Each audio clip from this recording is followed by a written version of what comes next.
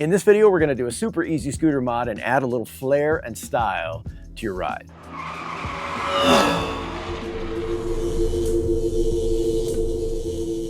Hey guys, it's Steve from Scooter King, and we're back in the shop today, and we're going to do a really easy kind of upgrade to our existing paint job on our RS5 series of scooters from Roadrunner. And all of these have the same kind of decorative design. They have this panel that fits over the stem, and they've got the two side panels on it. And it comes in two colors. It comes in blue and this kind of pearly sort of metal flake silver. Now blue, actually these are painted to match the swing arm, so the entire thing looks like it's kind of meant to be. But on the silver version of it, the swing arms on the silver version are this cool kind of metal flake silver, but on the stem panel and on the two side panels, they're actually just primer gray.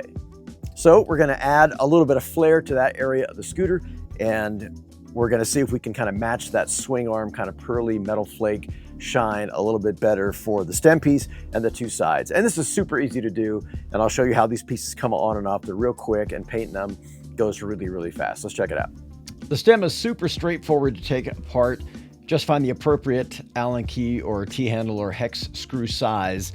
And we actually got a set of these with our RS5 scooter, so you already have a set to work with. But do yourself a favor and get a good quality set of these. You'll save yourself so much headache, and you'll also stop stripping and cross-threading your bolts as much. Then we got all the screws removed. The panel just lifts off. And that's it. That's the whole completed panel. And like I said, it's just kind of this gunmetal gray. It's just a primer. So it really isn't painted to match the design or the decor of the scooter at all. So we really want to add a little bit more flair to this piece and the two side panels. So even though it looks like primer, it may not be. So the first thing we're going to do is actually prime the surfaces. We're just going to put a coat of metal gray primer. It's the closest to the color that we have. And that way, if we get a scratch and it goes through it, you're not going to really see it at all. We're just going to go over all the sides. And primer's quick drying, so 30 minutes tops, and you can actually start applying color. So we'll give it a quick once over on the stem piece and the two side panel pieces, and then we'll start applying color after this dries. We've moved into the sun so we can see what we're doing clearly, and the first base coat is going to be a dark metallic color. So this is actually going to be like the bulk of the metal flake look to it, but it's a slightly darker color. We're not gonna go straight to the lightest metallic finish because we want it to have a little bit of depth to it. So this is gonna be all the pieces front and back, and we'll cover it with this kind of darker metallic finish, but it's a little too dark for what we want the finished look to be. So we're gonna make this the base color, and then we'll just frost the top of it with another lighter metallic color after that. Moving on to the lighter metallic color, and you can see this stuff just gets everywhere. So you definitely got to do this outside.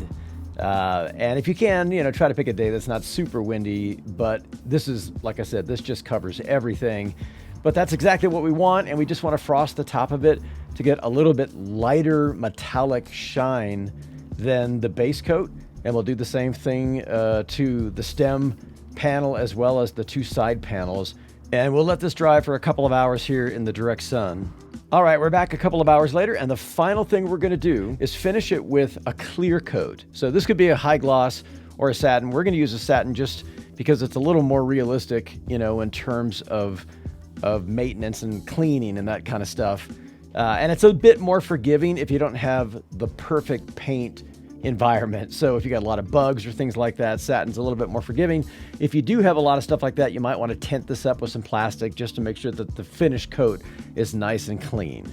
All right, guys, we're all finished with the painting now. It's completely dry, and we've got our finished pieces here. We'll start with the one that goes over the stem, and as you can see, we've really got this nice pearlescent kind of finish now that's a lot closer to the swing arm parts and the tail fin. So this looks a lot more kind of in keeping with the overall design, and we'll start with this. We'll finish up with the two side panel pieces, and we'll see how the whole thing looks. And the stem assembly is just a reversal of the disassembly, and we can already tell just by the color of the light bouncing off of it and stuff that it really adds just a huge amount to the overall design of the scooter. That gunmetal gray kind of primer color just actually, it looks so flat and uninspiring. And this is so much closer to the really pearlescent metal flake that's already on the front swing arms and the tailpiece. So this just adds so much more dimension, and it really makes a huge difference, especially on just the, you know, the first impression of the scooter and the overall color scheme. Next, we'll reassemble the side panels here, and be real careful when you do that not to crimp or bend that luminescent panel itself. It's pretty fragile, so you really want to make sure that gets aligned properly as you screw this in. And once you do, as you can see, it makes a huge difference and really ties the whole thing together, especially with the lights on. The contrast between that really bright, shiny finish and the Roadrunner logo looks great, and it's always had a great lighting scheme to begin with. All right, we got our RS5 all back together again, and we've got this beautiful metal flake shine we can see on the stem and the left and right panels on the front. And it's a lot closer match to the front and back swing arms, as well as the tailpiece from the original black and gray version of our RS5 Max. And this is true of all the RS5 series, so you could do this. It's super easy, a day or two at the most. You can paint it any color you want and really pimp out your ride.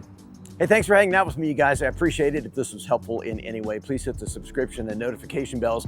It helps keep a channel like this going, helps keep a young channel like this growing, and it helps me make more videos like this.